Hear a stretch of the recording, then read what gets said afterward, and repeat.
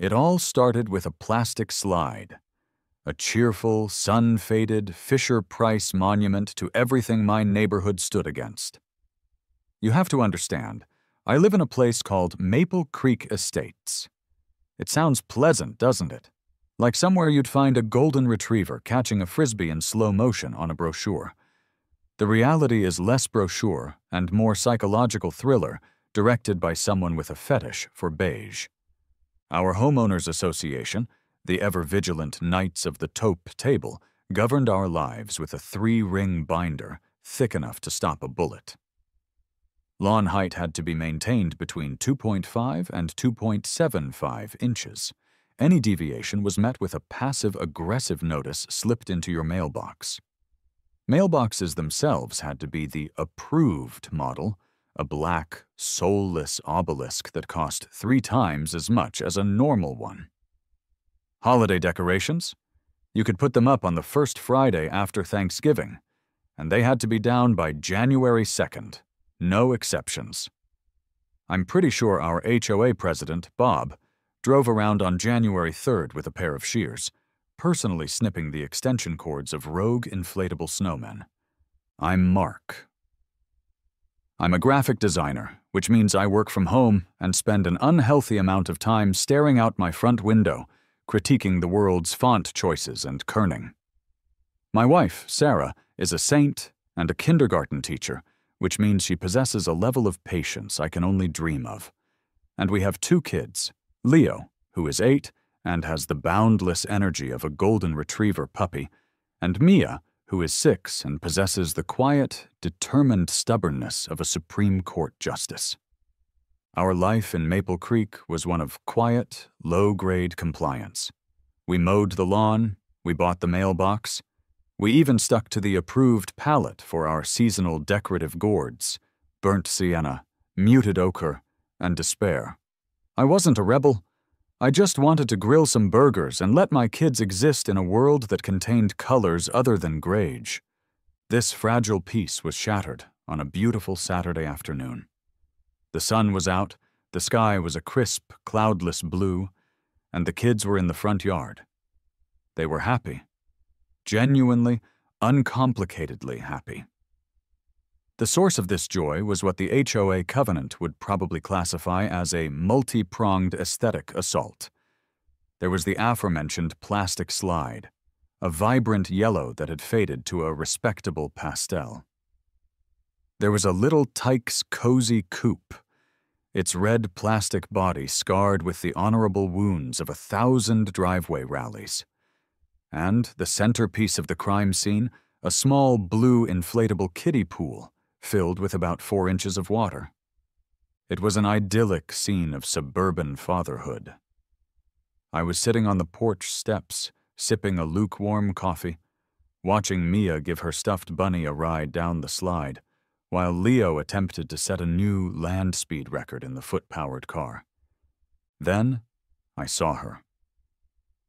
A shadow falling over our perfectly manicured, 2.6 inches, I'd checked that morning, lawn.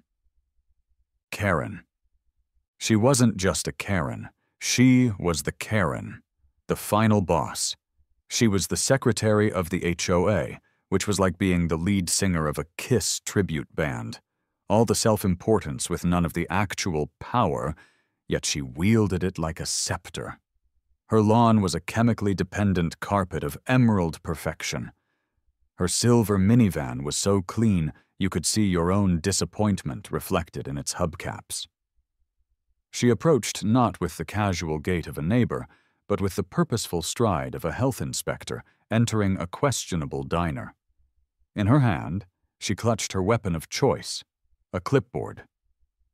"Mark," she said. Her voice was smooth and calm, the kind of calm that precedes a drone strike. "Karen," I replied, forcing a smile. "Beautiful day, isn't it?" "It is," she agreed, her eyes not on the sky, but scanning my yard like a T-800 identifying targets. "We need to have a little chat about this." She made a sweeping gesture that encompassed my children, their toys, and their unbridled happiness. My internal monologue kicked into high gear. Here we go. The annual audit of my family's joy. I wonder if Leo's mismatched Crocs will get a demerit this year. Maybe Mia's laughter is exceeding the approved decibel level. What about it? I asked, playing dumb. It was a weak defense, I knew, but it was all I had. The community bylaws are quite clear about yard clutter, she said, tapping her clipboard. Article 6, Section 4. All yards must be kept free of debris, clutter, and non-permanent fixtures. It brings down the aesthetic appeal of the entire neighborhood. Frankly, Mark, it's an eyesore. An eyesore? My kids' toys. The slide that Mia had learned to conquer her fear of heights on. The car that Leo had spent countless hours pretending was a spaceship, a race car, a time machine. An eyesore? I repeated, my voice tighter than I wanted it to be. Karen, they're kids' toys. They're playing. It's what kids do. Perhaps they could do it, she suggested, with a smile that didn't reach her eyes. In the backyard? Where the visual pollution can be contained? Visual pollution. She said it. She actually said it. I felt a vein in my forehead begin to throb in rhythm with the theme from Jaws. I was about to say something about the joy of childhood and the soulless pursuit of beige perfection, but then she delivered the final blow. She pointed a perfectly manicured finger at Mia's little plastic playhouse, a pink and purple thing that had been a birthday gift from her grandparents. It was faded from the sun. The sticker over the door was peeling, and Mia loved it more than anything in the world. That, in particular, Karen said with a little sigh, is a blight on property values. I saw Leo's face fall. He had heard her. He looked from Karen to the toys to me, his 8-year-old brain processing the idea that his fun was a problem. That was it. The line had been crossed. This was no longer about lawn ornaments or mailbox regulations. This was personal. This was a declaration of war on the concept of fun itself. I stood up, my coffee forgotten. I gave her the calmest smile I could muster. You know what, Karen? You've given me a lot to think about. I'll see what I can do. She nodded, satisfied. I'm glad we could have this productive conversation. She turned and marched back to her beige fortress, clipboard held high, the victor of a battle I hadn't even known we were fighting. But I knew, with every fiber of my being, that she had just lost the war. That night after I tucked the kids in, assuring a worried Leo that his toys were the best toys in the world, I stood at my living room window. I looked at our yard, now empty and dark, the toys dutifully stored in the garage. Then I looked across the street at Karen's house. Her landscape lighting was perfect. Her lawn was a void of featureless green. It was sterile. It was quiet. It was an aesthetic she was trying to impose on my family's life, a new idea. A terrible, glorious, disproportionate idea began to form in the deepest, most vengeful corner of my brain. You want to see an eyesore, Karen? I whispered to her darkened window. I'll give you an eyesore. I'll give you a masterpiece of eyesore-airy. I'll give you something so gloriously, permanently tacky. They'll write folk songs about it. I cracked my knuckles and turned toward my office. My laptop beckoned, its glowing screen a portal to the world of malicious compliance. The house was silent except for the gentle hum of the refrigerator. Sarah was asleep upstairs, blissfully unaware that her husband was about to embark on a suburban arms race. Fueled by a potent combination of cheap coffee and righteous indignation, I sat bathed in the pale, holy light of my monitor. This was my witching hour. My war council consisted of me, myself, and the limitless, terrifying expanse of the internet. My Google search history from that night, if ever subpoenaed, would paint a picture of a man slowly, deliberately, and joyfully losing his mind. It started innocently enough. 11:17 p.m. How to annoy HOA. The results were predictable. Let your grass grow 1/4 of an inch too long. Park your car just over the line of your driveway. Plant a species of flower not on the approved list. This was amateur hour. This was playing checkers. I was here to play three-dimensional intergalactic chess. 11:34 p.m. Legal ways to irritate neighbors. Now we were getting somewhere. Suggestions included learning to play the bagpipes, setting up a highly reflective lawn ornament that would beam sunlight directly into a neighbor's window, and something about raising bees. All tempting, but they lacked a certain permanence, a certain grandeur. My fingers flew across the keyboard. My designer brain, usually occupied with choosing the perfect sans serif font for a corporate brochure, was now fully dedicated to the art of weaponized tackiness. 12:12 a.m. Giant lawn gnomes for sale. I pictured it. A 12-foot-tall gnome, smiling serenely, fishing rod in hand, planted right in the center of my lawn. It was a classic move, a respectable opening gambit in the war against beige. But it was also a cliché. Karen would be annoyed, yes, but it wouldn't break her spirit. I needed to break her spirit. 12:45 a.m. Flock of 100 plastic flamingos bulk order. The pink flamingo gambit, as it's known in the circles of petty revenge, was a strong contender. The sheer volume of pink would be an affront to every muted earth tone in a 5-mile radius. But again, it was temporary. She'd complain, I'd get a letter, and eventually the flamingos would have to migrate back to their cardboard box in my garage. I needed something that, once established, could not be moved. Something that would become part of the landscape. 1:22 a.m. Are radio towers legal in residential zones? Okay, maybe I was getting a little carried away. Even I had to admit that a 150-foot blinking tower might be a tough sell to Sarah. I dialed it back. I needed something that was, on its face, wholesome, something unimpeachable, something for the children. That was the key. The children were my Trojan horse. Whatever I did had to be framed as an act of love for Leo and Mia. How could anyone argue against the happiness of a child? I was scrolling through a forum thread titled HOA Horror Stories and How We Fought Back when I saw it. A post from a guy in Arizona who had fought his HOA over a temporary structure in his yard. He'd won by arguing it was a piece of art. It got my gears turning. Semantics. The whole game was semantics. Then, an ad popped up in the sidebar. It was for a company called Unforgettable Inflatables, Inc. They sold massive commercial-grade bounce houses to summer camps and carnivals. The ad featured a picture of a colossal inflatable pirate ship, kids gleefully jumping on its bouncy deck. And that's when it hit me.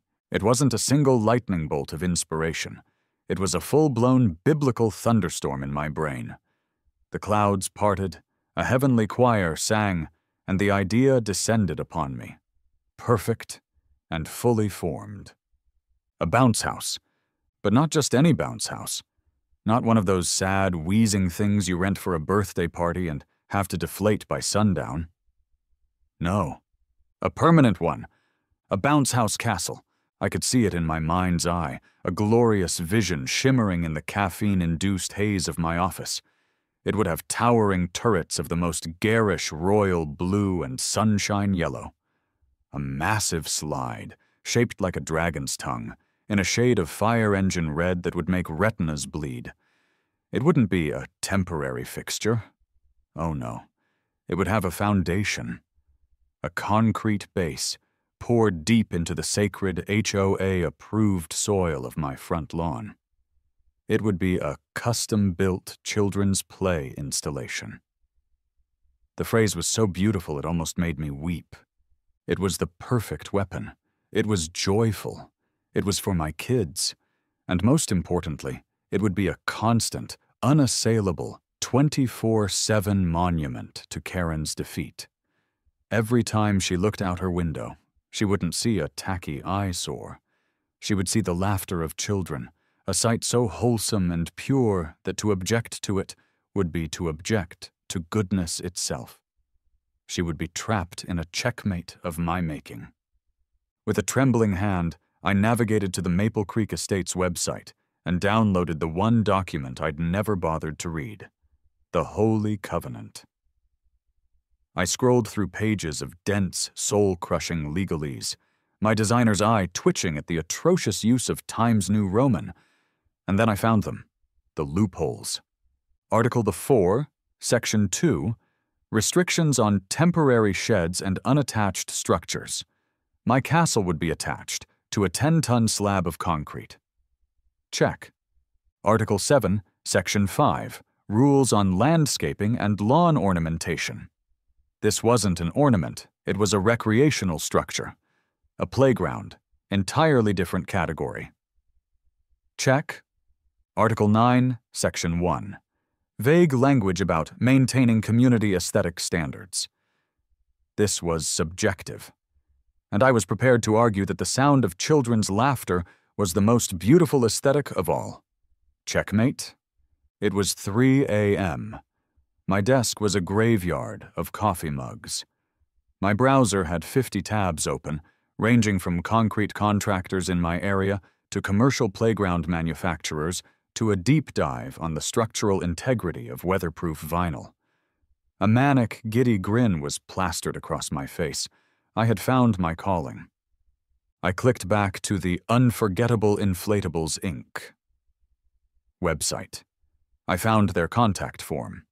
I took a deep breath, the thrill of what I was about to do coursing through my veins like an electric current, and I began to type. Subject: slightly unusual custom project inquiry. The next morning, I felt like a general on the eve of a great battle. I was sleep-deprived, over-caffeinated, and filled with a terrifying sense of purpose. My battlefield map was a crude sketch of a bounce house castle I'd drawn on the back of a utility bill.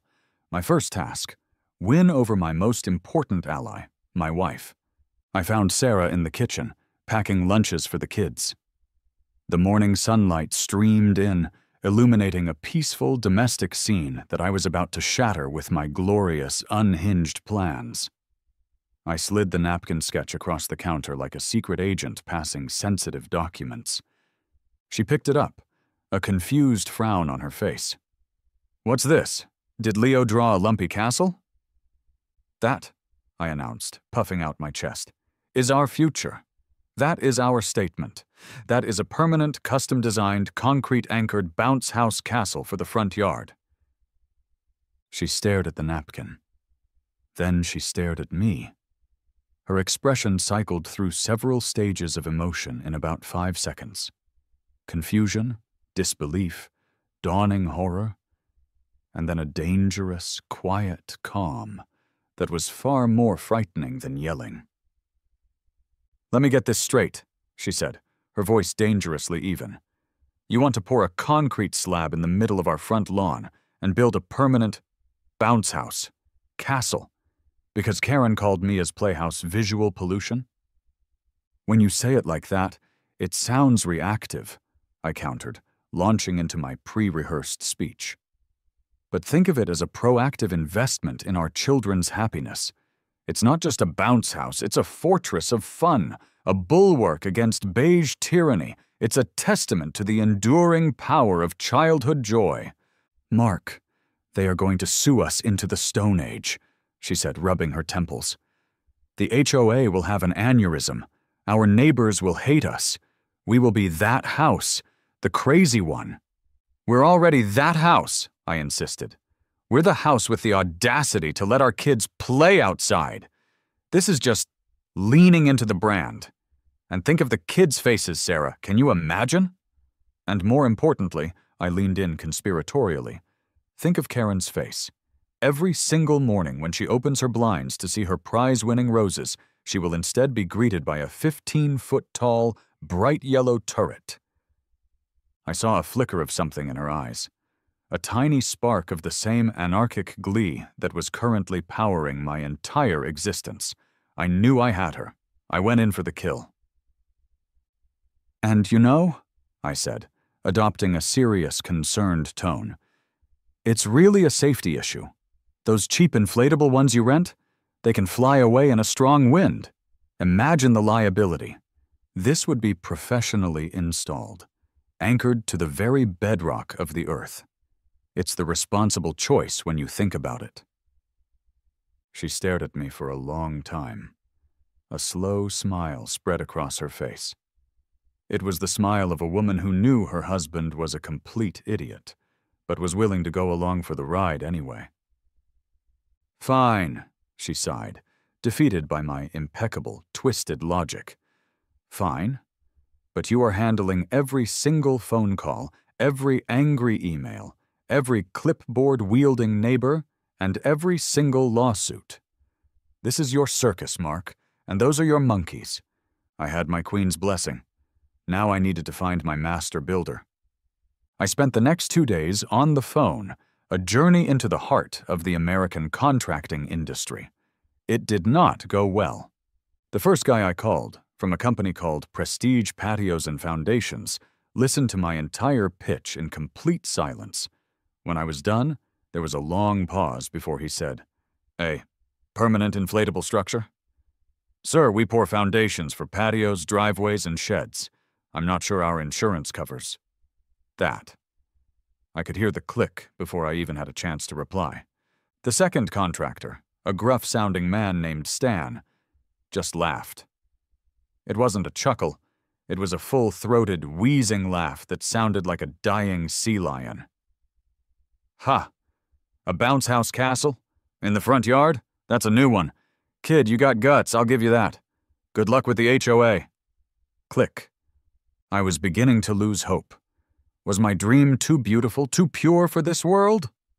I called 3 other companies, each one politely but firmly telling me to get lost.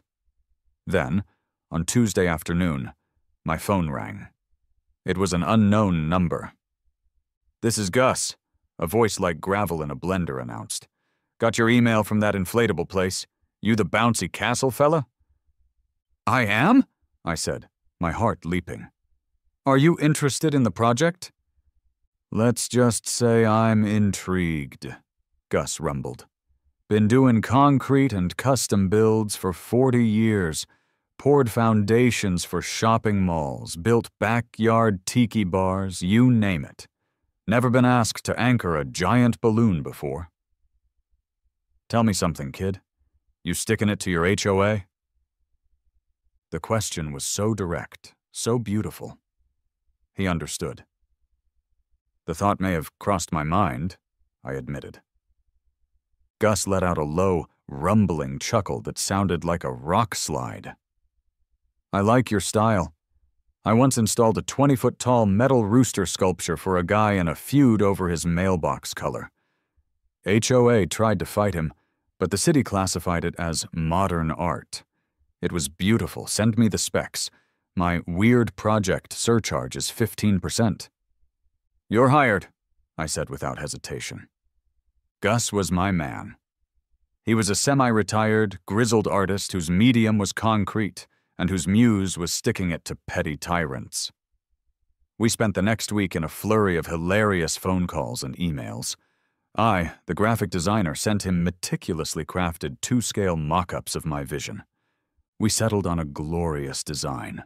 2 towering 15-foot-tall turrets, one in a vibrant, almost radioactive shade of yellow, the other in a deep royal blue.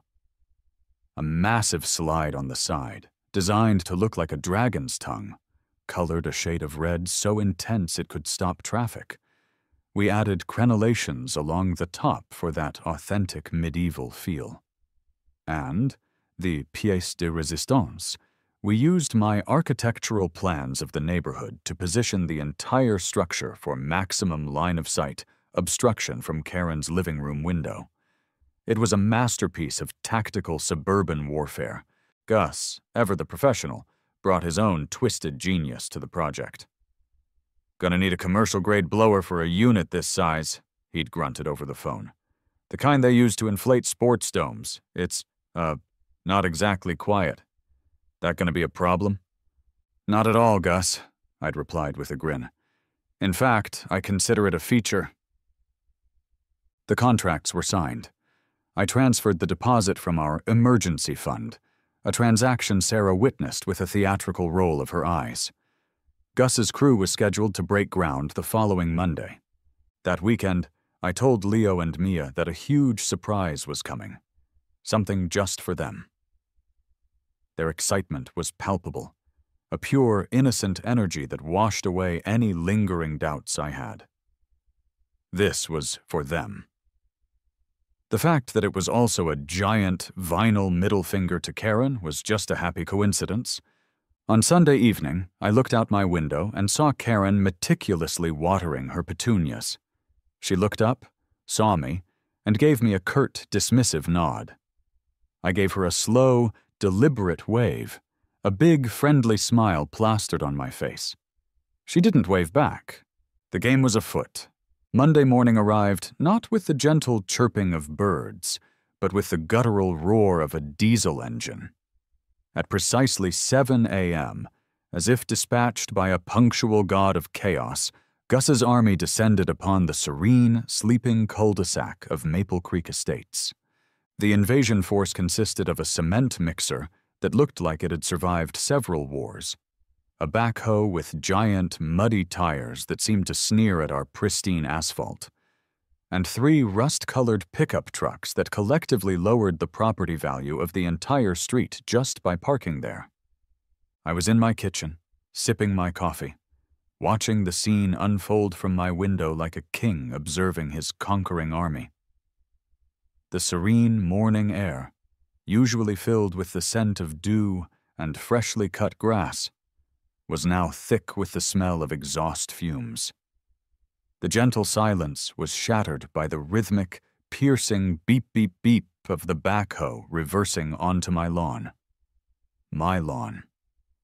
The lawn I had spent years dutifully aerating and fertilizing to meet the HOA's exacting standards. A single joyous tear almost rolled down my cheek. The first sign of the enemy appeared at 7:04 a.m. A curtain twitched in Karen's window. Then the curtain was pulled back sharply. I could just make out her silhouette, a rigid form staring in disbelief. A few moments later, her front door opened, and she emerged onto her porch. She was clad in a silk robe the color of champagne, clutching a coffee mug that I knew, from seeing it at the neighborhood potluck, said Namaste in a flowing script. She did not look like she was in a state of namaste. Her face was a perfect mask of confusion, which slowly morphed into dawning horror as the backhoe operator lowered the giant metal bucket and took the first savage chunk out of my lawn. The sound of tearing sod and earth was like music to my ears. Her appearance was a signal. Like meerkats popping out of their burrows, other neighbors began to emerge.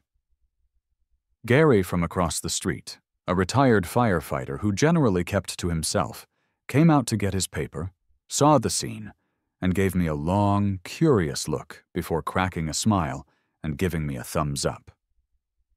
The Henderson couple, 2 doors down, just stood on their porch, arms crossed, their faces a mixture of bewilderment and disapproval. My phone buzzed. It was a notification from the neighborhood Facebook group. A post from Linda, one of Karen's chief lieutenants. Linda post. "Does anyone know what's happening at 12 Maple Lane? They're digging a giant hole in the front yard. Is this allowed?" The comments started pouring in. A digital storm of speculation and pearl clutching was brewing. At 7:20 a.m., Karen could take it no more. She marched across her perfect lawn and then across mine, her slippers getting slightly muddy, a fact that I'm sure caused her immense psychic pain. Her robe fluttered behind her like a cape. "Mark," she called out, her voice sharp enough to cut glass. "What is the meaning of this? Are you putting in a pool?" Her tone suggested this was also a crime against humanity, but a lesser, more understandable one. I sauntered out to meet her, a cheerful, infuriatingly pleasant smile on my face. "Morning, Karen. Great day for some home improvement, eh?" "Nope, not a pool. It's a landscaping project. For the kids." Her eyes narrowed. "This requires a permit. I hope you know I will be checking with the county." "Oh, absolutely," I said, my smile widening. "Gus, he's my contractor, great guy, has all the paperwork in order. It's a permanent recreational play structure, totally above board." I savored the taste of the carefully selected legal jargon as I said it. It was like a fine wine. It landed with the intended effect, confusing and infuriating her in equal measure. She stared at the gaping, muddy wound in my lawn, then back at me. "We'll see about that," she muttered, before turning on her heel and marching back to her house, her phone already pressed to her ear. The rest of the day was a glorious symphony of construction noise. The backhoe dug, the men shouted, and the cement mixer churned with a relentless, grinding roar. I live-streamed a 30-second clip of the concrete pour to a private group chat with my college friends, titling it, "The Karen Frontation Day 1. The reactions were swift and supportive. By dusk, the trucks were gone. In their place, in the very center of what was once my lawn, sat a massive, gray, unignorable slab of curing concrete. It was brutalist. It was ugly. It was the most beautiful thing I had ever seen. The true pièce de résistance arrived 3 days later. A massive flatbed truck, struggling to navigate our narrow cul-de-sac, rumbled to a stop in front of my house. On its bed was a single, colossal, rolled-up bundle of vinyl. It looked like a dead rainbow, a compressed mass of lurid blues, yellows, and reds. Gus and his team arrived and began the process of unrolling it. As the vinyl unfurled across the concrete slab, the sheer, magnificent scale of my folly became apparent to the entire neighborhood. This wasn't a backyard toy. This was a commercial-grade theme park-level attraction that had somehow taken a wrong turn and ended up in suburban hell. The colors were even more vibrant and offensive in person than they had been in the mock-ups. They seemed to vibrate with a life of their own, an active assault on the muted tones of Maple Creek Estates. Leo and Mia ran out onto the porch, their eyes wide. For a moment, they were speechless with awe. Then, they let out a simultaneous shriek of pure, unadulterated joy. "It's a castle! A real castle!" They started jumping up and down, their happiness a tangible force field, my ultimate shield against the glares and muttered comments of the neighbors who had gathered to watch the spectacle. As Gus's crew finished for the day, the castle lay limp on its foundation, a sleeping, technicolor beast. The permanent, industrial-grade air blower was bolted to the side of the house, a gray, metallic tumor that looked like the engine of a 747. Karen had been a fixture in her window all day, her phone occasionally rising to snap a photo, evidence for the prosecution, no doubt. As I went to check the mail, I saw it. A crisp, white, business-sized envelope taped to my front door. It bore the official, tastefully embossed Maple Creek Estates Homeowners Association letterhead. I pulled it off the door, feeling the satisfying tear of the tape. I held it up. I didn't even have to open it to know what it was. I grinned. Right on schedule. That evening, I staged a dramatic reading of the HOA letter for Sarah. I stood in the center of the living room, holding the crisp paper with both hands, using my best movie trailer narrator voice. Sarah sat on the couch, alternating between sipping her wine and burying her face in her hands. "Dear Mr. Henderson," I began, my voice dripping with faux gravity, "it has come to the attention of the Architectural Review Committee that unapproved construction is currently underway at your property, 12 Maple Lane." "Oh, God," Sarah muttered into her Chardonnay. This activity is in direct violation of the Maple Creek Estate's covenants, conditions, and restrictions. I took a breath for dramatic effect. Specifically, you are in violation of the following articles. I listed them off, my voice booming. Violation of Article 4, Section 2, Unapproved Structural Modifications. Violation of Article 7, Section 5, Aesthetic Nuisance. Violation of Article 9, Section 1, Landscaping and Lawn Integrity. I looked up at Sarah. They got me on the landscaping one. I'll give them that. The lawn is definitely not integral right now. Mark, this isn't funny, she said, though a smile was tugging at her lips. What's the verdict, Your Honor? All construction activities must cease immediately, I read. The property must be restored to its original approved state within 48 hours. Failure to comply will result in a fine of $100 per day. Per day, Sarah? They're trying to bankrupt us with bureaucracy. This was the moment her resolve wavered. $100 a day? Mark, that's $3,000 a month. They're serious. Maybe you should, stop. Stop? I cried, aghast. Stop? Sarah, this is what they want. They want us to blink. But we will not go quietly into the beige night. We will not vanish without a fight. I was quoting Independence Day, but I was pretty sure she didn't notice. I strode over to my desk and produced my own folder, marked Operation Bouncy Bastion. Fear not, I said, pulling out my copy of the bylaws and Gus's signed contract. This is not an unapproved structural modification. It is a permitted recreational installation. It is not an aesthetic nuisance. It is a child enrichment center. And Gus, my beautiful grizzled genius of a contractor, pulled a permit with the county for a playground, a category so broad it could include anything from a swing set to a live giraffe. This letter, I said, flicking the paper, is merely their opening salvo. A scare tactic. We hold the line. I spent the next hour typing up a response so polite, so professional, and so packed with counter-bylaws and legalese that it would make their heads spin. I cited my own interpretations of the covenant, attached a scanned copy of the glorious county permit, and sent it via certified mail the next morning. It was a paper shield, but I was counting on it to be effective. Then, I called Gus. It's time, I said into the phone. Light it up. The next morning at 9 a.m., a respectable hour, Gus himself came by. He gave the giant industrial blower a pat, plugged it in, and flipped a large red switch. The effect was instantaneous.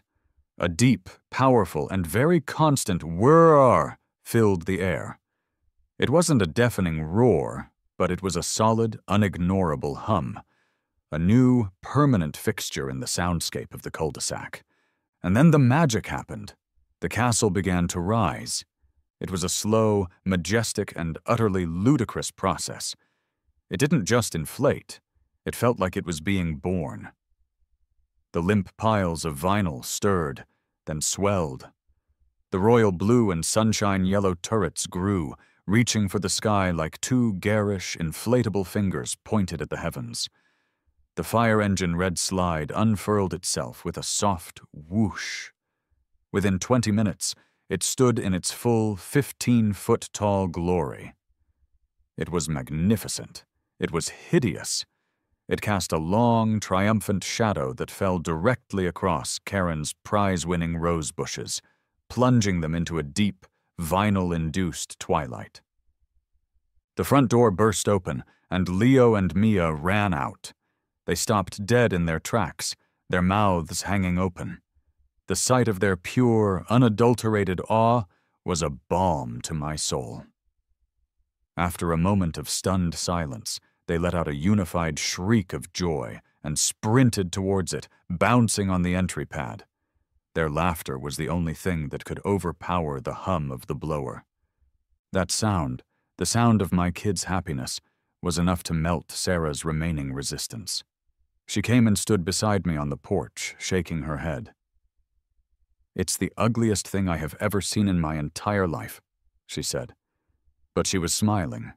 We had about an hour of peace. Then the inevitable happened.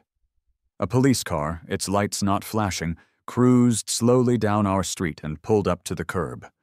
Karen, naturally, was standing on her lawn, pointing a dramatic, trembling finger at the castle as if it had just landed from outer space. 2 officers got out.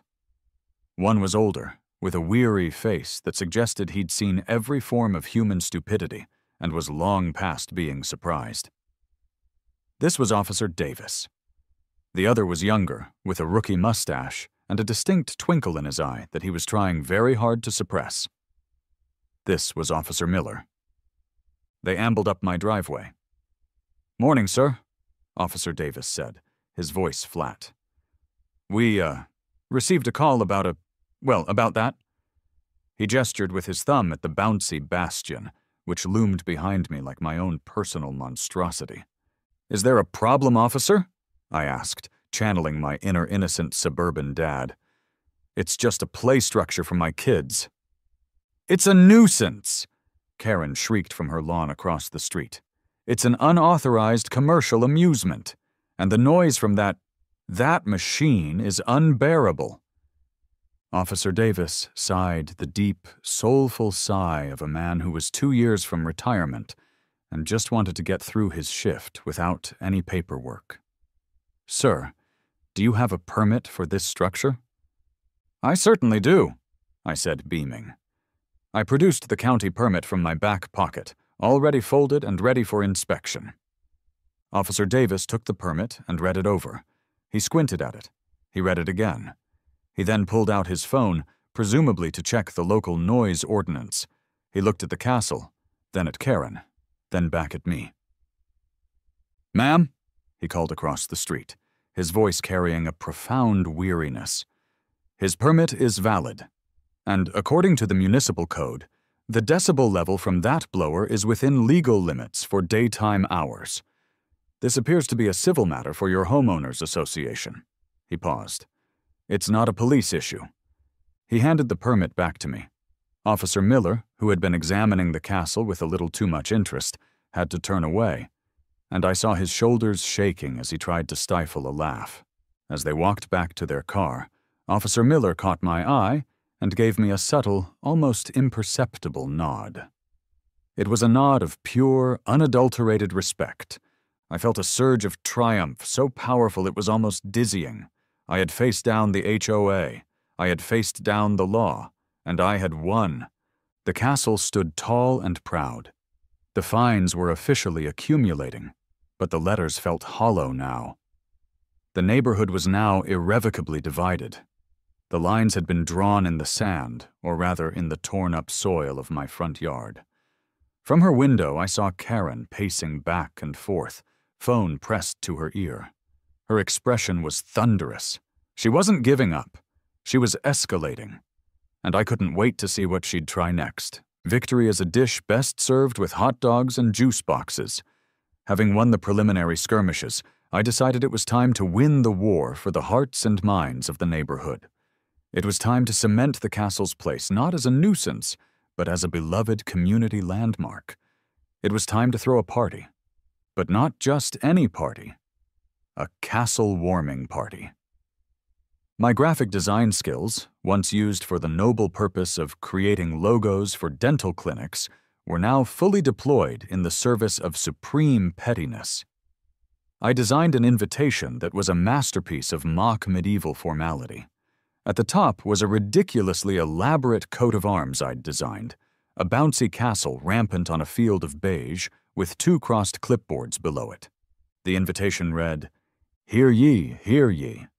By decree of the Lord of this manor, Sir Mark Henderson, first of his name, you and your kin are hereby summoned to the grand unveiling of the Maple Creek Keep. Join us for a joyous celebration of fun, community, and structures of questionable aesthetic taste.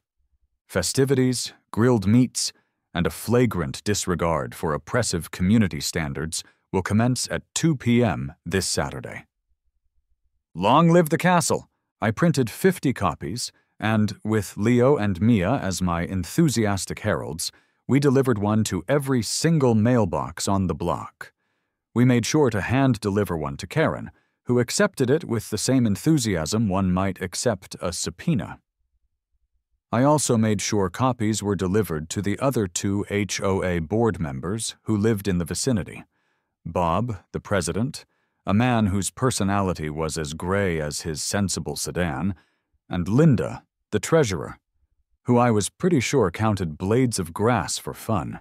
Saturday arrived, bright and sunny, a perfect day for a suburban revolution. The blower whirred its steady song of defiance, and the castle stood proud, its vinyl skin gleaming in the afternoon sun. And then the people came. First, a few families with young kids, drawn in by the sheer gravitational pull of the giant, bouncy thing. Then more. Soon, my front yard, or what was left of it, was a teeming mass of happy, shrieking children. The air was filled with the sound of laughter, the smell of grilled hot dogs, and the sweet, sweet sound of Karen's silent, impotent rage from across the street. I was in my element, tongs in one hand, spatula in the other, flipping burgers like a king presiding over a feast. I was no longer just Mark, the guy who designs pamphlets. I was Mark, the benevolent provider of bouncy fun, the hero of the under-10 demographic. Sarah, who had initially called the party an act of insane provocation, was now fully on board, handing out juice boxes and chatting with the other moms. She'd seen the looks on the kids' faces, and it had won her over completely. The parents were all thanking me. "Mark, this is the coolest thing ever," said Tom from down the street, as his twin boys cannonballed down the dragon tongue slide. "Seriously," added another mom, "my kids haven't been this happy all summer. You're a legend." It was glorious. For a few hours, Maple Creek Estates felt like a real neighborhood, not just a collection of houses governed by a rule book. And then at the peak of the party, they arrived. A hush didn't exactly fall over the crowd. It's hard to hush 25 kids high on sugar and bounce-induced adrenaline, but the adults definitely tensed up. Striding across my lawn with the grim determination of wraiths was Karen, flanked by Bob and Linda. It was a clipboard firing squad. Each one of them clutched their weapon, their faces set in grim official lines. They marched right up to my grill. The music, a playlist of upbeat 90s pop, suddenly seemed ridiculously inappropriate. "Mark," Karen began, her voice cutting through the festive atmosphere like a scalpel. "This has gone far enough." "Karen, Bob, Linda, glad you could make it," I said with a blindingly cheerful grin. "Burger? Hot dog? There's some potato salad left, but Linda, I'm not sure if it's on the HOA-approved menu." Bob, the president, was not amused. He puffed out his chest. "Mr. Henderson, this is an official notice. We held an emergency meeting this morning. You are in violation of 16... 16? I interrupted, genuinely impressed. "Wow, you guys have been busy. I thought it was only 3. You must have really dug deep for the other 13. "This is not a joke," Linda snapped, her eyes darting around at the scene with disgust. "We have a petition signed by a dozen residents. This thing," she gestured at the castle, "is a safety hazard, a noise violation, and an affront to the community." An affront to the community. That was the phrase she used. Right as she said it, Gary from across the street, a can of beer in his hand, wandered over from his porch, drawn by the drama. "An affront? Linda, are you kidding me?" he said, his voice a low grumble. "My grandkids are visiting. They're in there having the time of their lives. Lighten up." That one crack in their wall of authority was all it took. Another mom stepped forward. "A safety hazard? It looks a hell of a lot safer than that rickety swing set in the community park you guys keep refusing to fix." "Yeah," shouted another dad. "My kids have been outside all afternoon instead of staring at their tablets." Suddenly, it wasn't just me against the HOA. It was the parents versus the board. My ridiculous party had turned into a town hall meeting. A wave of support washed over me as my neighbors, my allies, began to surround the clipboard-wielding trio, defending my castle, their voices rising in a chorus of support. Karen, Bob, and Linda looked stunned, their authority evaporating in the afternoon sun. They were used to fighting isolated homeowners, not a united front. The final, devastating blow came from the most innocent source imaginable. My son, Leo, must have sensed the tension. He stopped bouncing, scrambled out of the castle, and ran over to me. He looked up at the grim-faced trio, then turned his big, earnest 8-year-old eyes on the leader of the opposition. He looked directly at Karen, his expression one of pure, heartbreaking confusion, and asked, "Why don't you like our castle? It's the best thing in the whole world." "Check, mate." The crowd went silent. Being publicly shamed by a child in front of half the neighborhood was a blow from which there was no recovery. Karen's face went pale. What could she say?